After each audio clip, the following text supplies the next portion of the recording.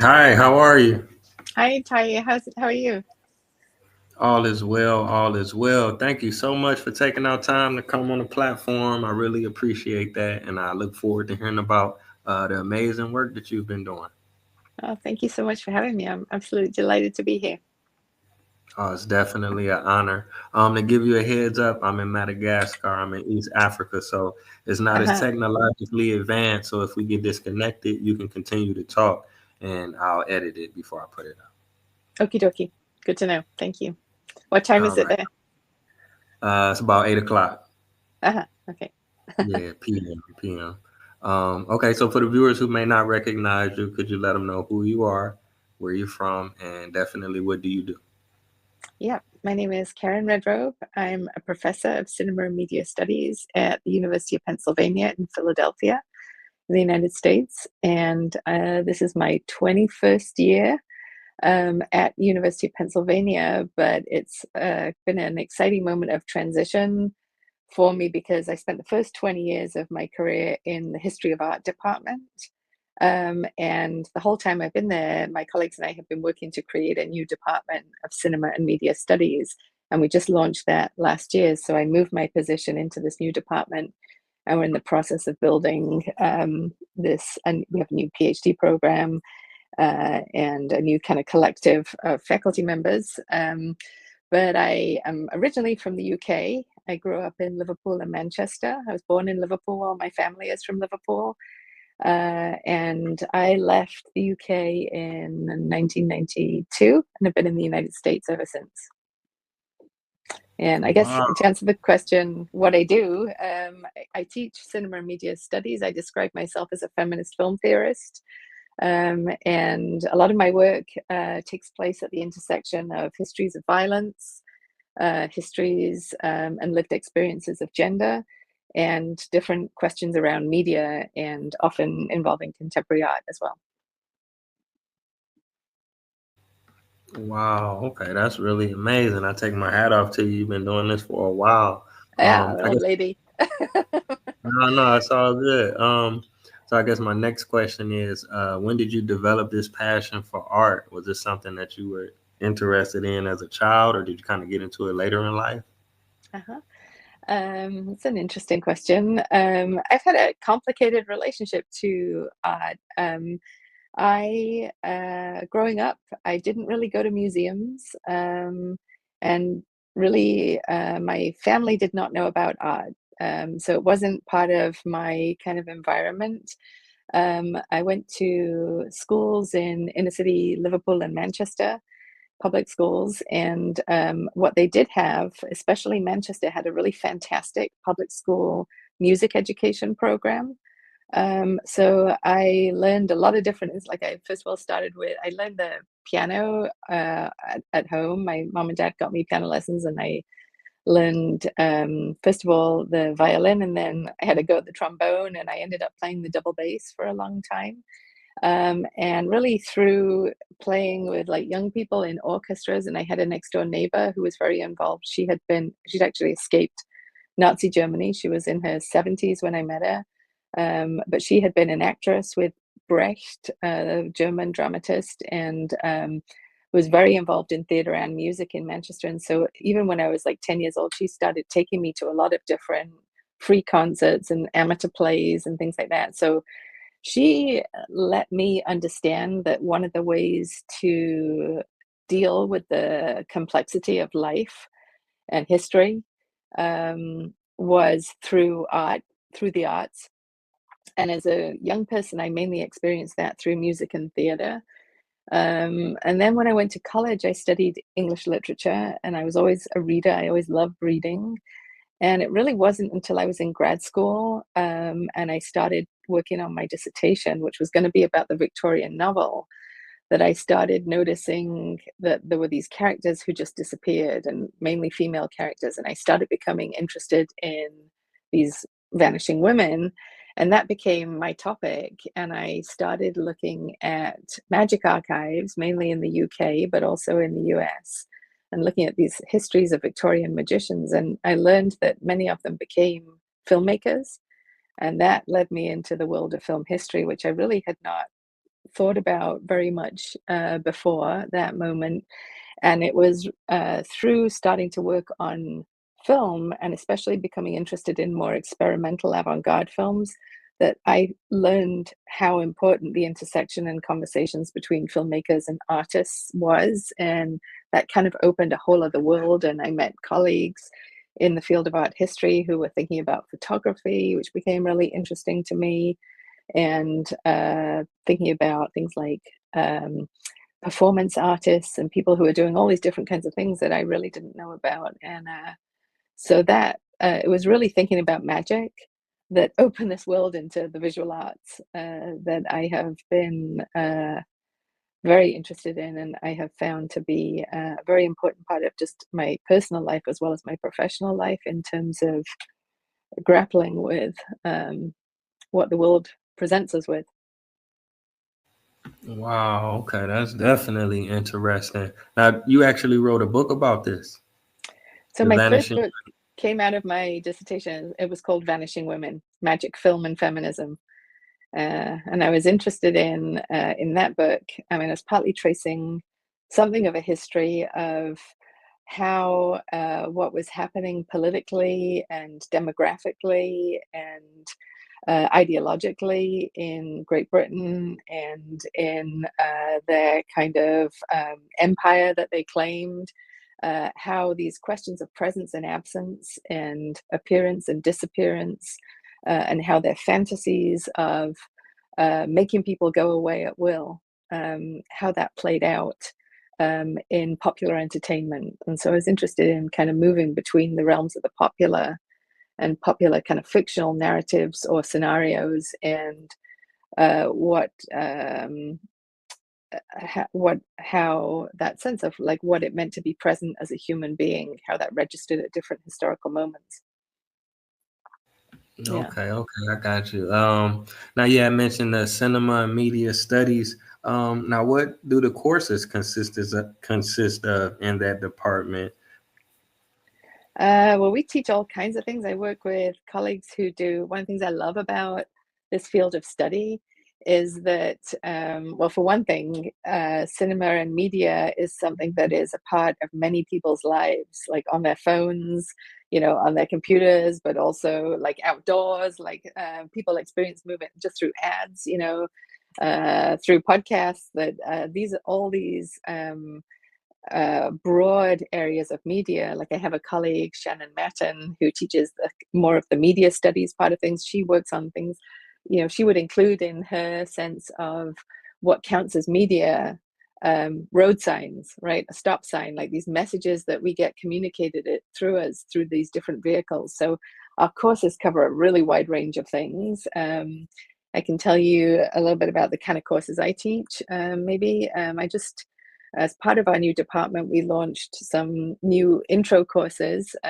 for our undergrads to kind of introduce them to this field. And so I just taught a big course called just Intro to Cinema, which I described to our students as trying to open a set of doors, like all these different pathways into the field of study that you could take. So sometimes we looked at like questions of labor in the film industry, but also thinking about questions like AI and like how is artificial intelligence impacting what it means to be a screenwriter, and how did the recent writers' strike in Hollywood negotiate that relationship between automatic writing or computer generated writing and the human imagination of what it is to create stories. And we ended up talking about how they understand their labor as students and like what they should do and what it's okay to ask AI to do. So that was one of the doors we opened, but we also looked at things like I don't know, archives, and like who has archives, who has film archives, who doesn't, and how does that shape film history. So that course like opened all these different doors, and also I described like trying to equip students with a toolbox of different kinds of tools, whether it's like language or skills to think more deeply about what cinema is and why we care about it and how we relate to it and how we evaluate it. That's one of my courses. What am I doing this spring? I'm teaching a course called Global Film Theory, which I developed with a colleague, Dr. Meta Mazai. And we, in that course, think about how in the 21st century, there have been more and more critical conversations of this language of film theory, this kind of philosophical reflection on cinema, as being too rooted in Western European conversations about cinema and Western European art movements, and also North American kind of art conversation, film philosophical conversations. So throughout the course, we read different thinkers from around the world talking about what film theory means to them, or why they've rejected the whole idea of theory, or how they are interacting with existing discourses about film and cinema. So I'm teaching that this spring, but I co-teach a lot. I really love co-teaching because I feel like both people in the room are stretching themselves beyond what they know, and I feel like with co-teaching, students see, because you're disagreeing with each other and having different perspectives at the front of the room, that a teacher is not the authority on all things, that you're getting a particular perspective, and that opens out a different set of possibilities in the class. It's not teacher and students, but it's a dialogue with students. So I'm looking forward. Next year, I'm co-teaching two classes, one with Professor Mike Hanchard, who's in Africana Studies and Political Science here at Penn. And we are co-teaching a new class called Cinema on the Brink of Revolution. And in the first half of the class, we're going to look at films that were made about the moment before revolutionary uprisings. And in the second half of the class, after the break, we're going to look at films about the aftermath of revolution. So we're not concentrating on the revolution itself, but looking at these kind of before and after moments. And then I'm going to co-teach a class with my colleague, Professor Dagmar Wubshet. And we've taught it once before, and that class is called African Film and Media Pedagogies. And we think in that class about not just, it's focused on contemporary African cinema and media landscapes. And we try to bring in, we got a grant. We've taught it once before. We got a grant, and we were supposed to travel to Ethiopia with our class to come and be in dialogue with some Ethiopian film and media professionals and students, and think about the whole question of how we teach different aspects of African film and media. And right before we were meant to travel, COVID hit, and so our grant, we couldn't travel, and we've been waiting ever since for a chance to redo this course, and to bring in the different filmmakers that we tried to bring in, but we ended up Zooming with last time. But I'm excited to teach that class, which is not just about the films themselves, but also about how we teach and what our textbooks are like, and what role African film and media plays in our different textbooks, and what we might need to take a different approach to teaching African film and media. I'll stop there. Wow, that's tremendous. I can speak for myself. I'm a world traveler. I've been to about 70 countries. I've been to about 20 African countries. I was in Ethiopia in 2020. I've been there since then. I've been a few times, but Oh yeah. it's definitely a very, very culturally rich place. And they got some nice films. I don't know how to speak Amharic, but just I looking don't at the either. visual and getting the translation is very, very interesting. And sometimes as Americans, we only know what goes on in America in terms of music and film, but it's really a lot of great art, musically and film wise. You got places like Nollywood, Bollywood, all these places coming about, and they know our music, they know our films, but we don't know theirs. So Yeah, and I'm not an African film specialist, so I'm bringing this is in the co-teaching that I do. I try to co-teach with people who've got different bodies of knowledge from the one that I can bring, and so I can bring knowledge about some aspects of cinema and media studies, and other people like Dag can bring knowledge about Ethiopian film and culture, and African diaspora film and literature, and critical conversations and poetry. And so we have these meetings across different areas, and our students are co-creators of knowledge in that space with the filmmakers that we've been talking to. So it's been an exciting. What I love about teaching is that teaching is always learning.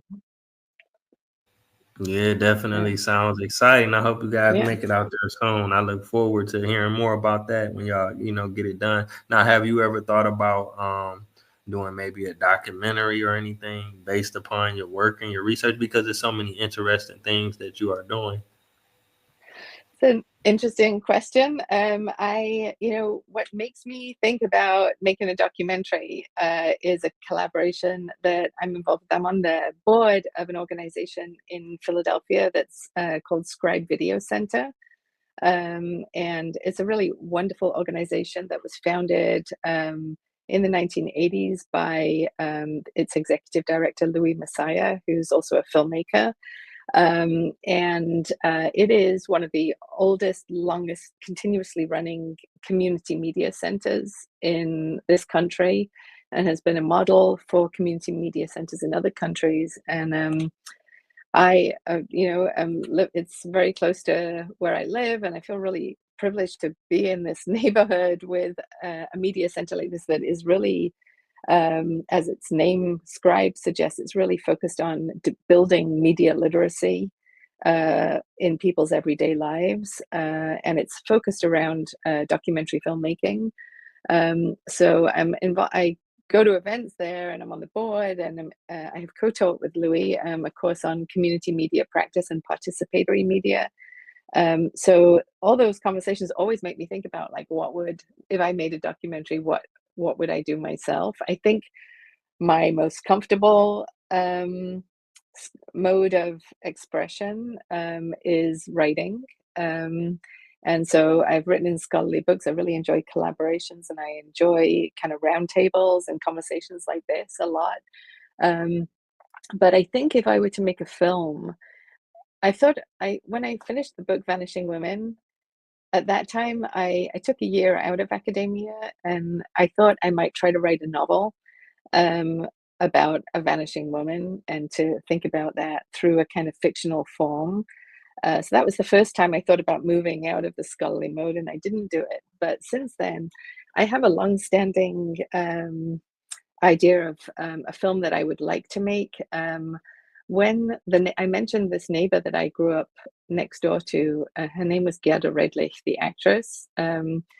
And when I was growing up, her like life story was on BBC Radio, and she was quite a kind of personality. She was teeny, but she told everybody at the time that she had grown up in Austria and had been a Catholic and a communist, and that her parents were communists, and that she had fled the Nazis because of her communism, and came to the UK as a result of that, the persecution of communists. But only after she died, and I was left her a bag that was full of her papers and photographs and letters and poems, and her close circle of friends. And I learned that she was actually Jewish and had hidden the fact that she was Jewish, um, and had not grown up in Austria. She'd grown up in Berlin and had lost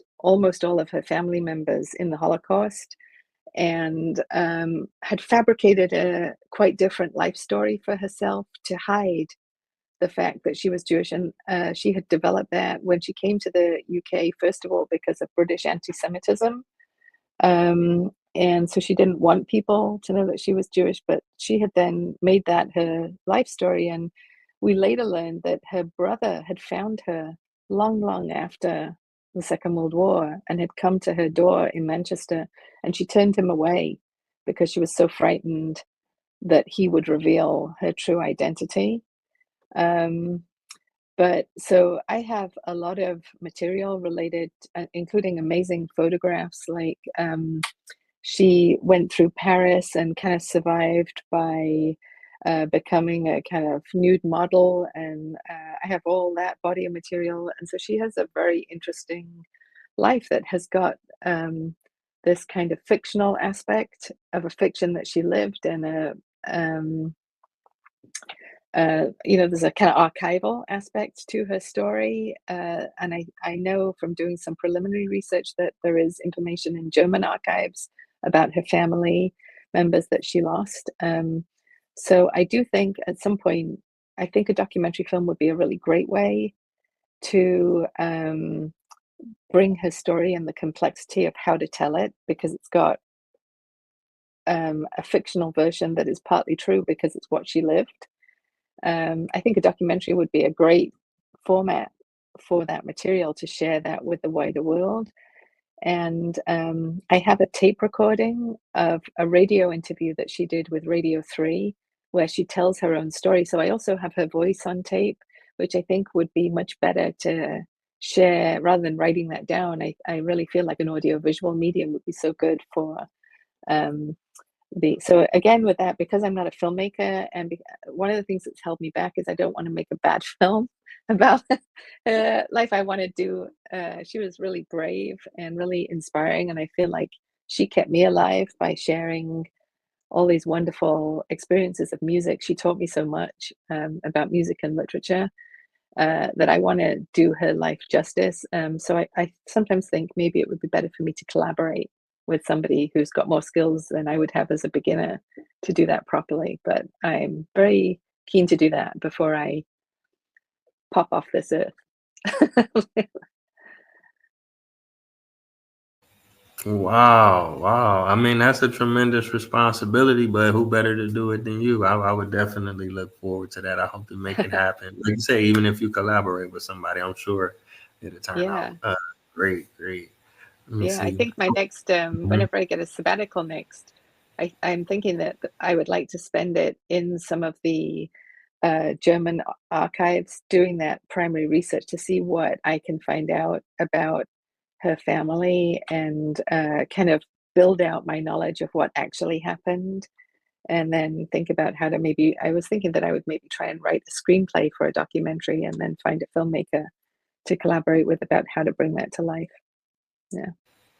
Yeah, yeah. Maybe she still, have some family members around. You never know. You I like you know, say, I she. wonder about that. I know, like, we have photographs of in the bag that I have, there's photographs of some of her family members on boats that went to Argentina, so I also think that there's potentially, family members in Argentina to try to, find, and, I know that the family that when she first went to London, before she went up to Manchester, she worked as a dental assistant because one of her father's friends was a dentist and had managed to emigrate early. And his daughter was Gerda's close friend. And so she kept in touch with her. So there are kind of links to, and I think some of her family moved to California. So I think there are people all over the world actually who might be able to help put the pieces of this together. Yeah, yeah, definitely, definitely. They come together, especially with the technology now. You can I communicate with know, people in the world, I and a lot know. of stuff is digitized. So, Yeah, I think about her and the way that she decided to remake her story by, in a way, vanishing who she was and making up a new identity. And nobody that I knew when she died, and she had lots of friends that she was very close to and spent a lot of time with, but none of the people that I knew her a kind of true story that she had hidden that. But I've thought about how that would be much harder to do. It's much harder to disappear now, I think, with the internet and just facial recognition and all the things that are available about everybody. It's much harder to do what she did and remake oneself. yeah, you're definitely right Mm. about that. Let me see. I don't know if you mentioned it already. Did you speak about your book, Crash: Cinema and the Politics of? I didn't speak about that. I've just, so that was my second book. And it is really, I think of some of the projects that I do as being, I am a real collaborator. So I have these single authored books, Vanishing Women, Crash, and then I've just finished a book that's coming out in May called Undead, that is about animation and war. But Crash is really linked to really two collaborative or three collaborative projects. One was called Still Moving, which I co-edited with my colleague Jean Ma, about cinema and photography. One was called On Writing with Photography, that was about writing and photography and how people move between those different forms of expression. And then I did this edited collection with a group of collaborators called Animating Film Theory, that was thinking about um, kind of frame by frame filmmaking processes, some of which are recognized as animation and others might be thought of more as experimental film. But in all of those projects, I was really interested in both, and I still am interested. It's one of my great fascinations in the realm of kind of creative practice, how and why creative people decide to move beyond the limits of one aesthetic form into another at different moments and for what reasons. So how I'm interested in when people, for example, choose to, in Crash, I was very interested in filmmakers who chose to use a moving image medium to convey experiences of being stopped or getting stuck or being still, instead of this sense of just rushing past. And like cinema is often compared with cars as kind of streaming through the landscape, and this kind of mobile vision and this sense of a view from the road, this sense of life on the move, and often discussions of the medium of film stress that kind of flow, and a lot of things get passed by in the meantime when you have that view of the world. And I was interested in who tries to use cinema to stop and look around, or to see at those moments of stuckness, or moments of failure to move, or collision and crisis, and to try to think about a slower or more static version of cinema. So that's what I was trying to do in that. For me, like I think about the world often through the lens of film, and think about how a particular kind of film might help you find a language or a way of understanding certain kinds of phenomena, like getting stuck, or not being able to just flow past something, but having to stay put. Um, so that was my kind of larger preoccupation in that book. But Wow. I kind of found all these films that, like, I looked at all kinds of things for that book. And I'm very interested in archives and the different kinds of archives where you find film. So I ended up doing research, for example, in the Cornell Medical School archives, where they had a whole collection of material that were linked to medical kind of testing around car safety tests using crash test dummies and corpses. And this is a really awful body of film. But I was interested, I found myself asking, but I also looked at like slapstick, early cinema and slapstick films that had cars crashing into each other all the time. And I am interested in like how a single kind of image, like a car crash, could, if you follow it, can in a way take you into film's wandering worlds and the wandering lives that cinema has, and how it expresses itself in all these different areas. And I'm interested as a scholar in trying to think about, like, what would it mean to write about or teach a history of cinema that includes all of those versions of this medium, and that isn't just popular narrative film, but doesn't exclude popular narrative film, uh, but it also includes like scientific films and things like that. Yeah, yeah, I could definitely relate. I spent a lot of time in the archives, more so for like genealogy and history, but Uh-huh. I enjoy doing it, but it's like stress relief as well. You know, you could focus specifically on that, and you find so many amazing things, Yeah. just kind of tucked away that people don't even realize. You know, they walk past every day, like this picture was in here or this record was in here. You unlock people's family history and different things like that. So that's really amazing. I'm gonna have to start Yeah, checking out some of those film files. it's really like I find archives, they are like, I talked to you about teaching my students about these different gateways that a field of study can open up. Like you could go through this door, and we had a whole week on thinking about archives and the kinds of questions that film scholars encounter when they deal with archives. Like if you find fragments of film of people's lives, what kind of rights do those people have? And what kind of privacy concerns should we respect and follow? And there are things that I have thought about. The longer you do that, the more you do this job of being a professor, the more you learn. And if you could go back and do everything again, you would maybe do things differently when you realize, oh, I would have approached that archive in a different way had I thought, had I known to think through these different questions more carefully. And but I guess I feel about it that that's what a life is for. That you start where you are, and you make mistakes and learn things, and that gives you something to think about in the next part of your life. And I think that's why traveling, as you do, and meeting different people, and trying to learn in different contexts, not just in the same context.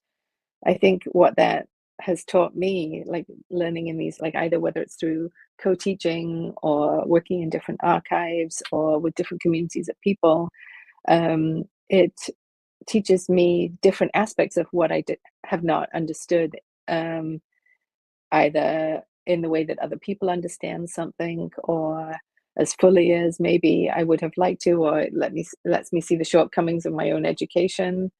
But it also becomes the moment to start reflecting on, well, how do I live in relation to an awareness of what I don't know, and where should I go next?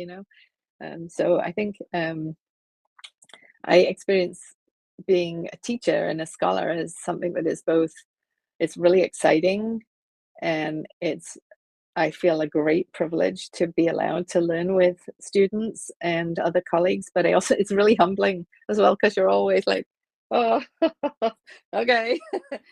uh, Yeah, yeah, I definitely take my hat off to you because, like, back to the archives, it's hard work, and you spend hours and hours looking through files and different things like that. But it is very rewarding. Like, I could give you an example. I mhm, was finding articles and information about a family member, my uncle, but I had reached out to the news stations, and they had like, archives of uh, news reels from the '60s. So, like you say, when it's on paper you reading it, especially if you wasn't around then, you have one perception of it while you're reading and you're looking at the pictures, they're in black and white. But when I was able to get the reels, they're in color, and I could hear my uncle speak for the first time. He died 50 years ago. So I got to hear his oh, voice and hear him say these, important things that I only could read about. So, and then I brought those back. I shared it with my family, showed it to my aunts and uncles, and they haven't seen them in 50 years. So it was like a domino effect. It was a good thing. Some people was I guess they would cry, and some people would yeah, smile and laugh. It brought out a lot of different emotions. yeah. I know those voice recordings can be so powerful. A friend had recommended to me a film by a Palestinian filmmaker, Jumana Mana. It's a film that was made, I think, in 2016, called A Magical Substance Flows Into Me. And it looks at all different members of the Palestinian musical communities. There's all different religious backgrounds and different, identities. And the filmmaker has recorded all these different archival excerpts of singers and musicians. Um, and she's taking, and not everybody is allowed to access the archive that she is accessing, I think, at Hebrew University, but she has these things on her phone, and that becomes one aspect of the film, where she's taking these recordings to different kind of musical communities and different identity communities, and playing them these excerpts and seeing how people react. And she plays one excerpt to a couple, and there's an older woman there, and she looks down and she's like, "That's my father." And I think her father wasn't around a lot. But then you see her kind of encounters, similarly to the story you describe of encountering family members through this kind of official archive. But it takes you in all these different directions, and it's a powerful thing. And archives can often be created in such situations of violence to contain and possess knowledge about people. Um, but then they have this capacity to reconnect broken ties. But that's not such a simple thing when it comes through an archive of violence. So that's something that I talk about a little bit in my new book, the book Undead. The first chapter is about a Nigerian British artist, Onyeka Igwe, who has got a project called No Dance, No Palaver, that is dealing with exactly those questions of how she as a filmmaker and an artist might connect in ways that are not perpetuating violence, to footage of West African people from earlier moments that were created under conditions of colonialism. And kind of really trying to think about, as a audiovisual artist, that question of what's the use of the archive? How should people in different subject positions be, working or not working with archives? What are our alternatives? Can we make new archives? What can we learn from archives? And I think her work is really powerful to think with on that front. Yeah, definitely. So I want to thank you again for stopping by the platform. I really appreciate you. You shared a lot of powerful information. I'm still processing it. And I want to thank the viewers for tuning in as well. Now, if anybody want to check out your upcoming book or keep up with the work that you're doing, do you have like a website, or should they just go to Amazon or Yes, they Google? can. If you look on my, the place to go is University of California Press, and the book is just called Undead, and then it's got a subtitle. But the thing I love about this book that's coming out is that it is coming out open access. So you can order a print copy that you would pay for, or an ebook, but there will also be a free online platform with the book, and it has included in the platform all the film clips about the films that I talk about. And you can download that worldwide free. So I'm hoping that will be really easy to access. And I'm also doing a book on freedom and pedagogy with my colleague Kartik Nair, which has people from all over the world talking about their experiences of teaching film, and that will also be free and open access. So it should be easy to get hold of that more recent work. Okay. I'll definitely check it out when it comes out, when it's Yeah, it's coming out available. in May. So yeah. Okay. I put an alarm on my calendar to check back in. But okay, I'll edit this episode. And when it's completed, then I'll send you the link. But it probably won't come out till next year after the holidays and everything. But I'll Okay. make sure you get a copy of it. I want to thank you so much for reaching out to me. It's been such a pleasure to talk to you and learn a little bit about your travels and archival work and interests. And I think this is just such a great thing to do, to be fostering conversation with different people, and appreciate your work. Thank you so much. All right, Yeah. take care. Yeah, you take care. Thank you.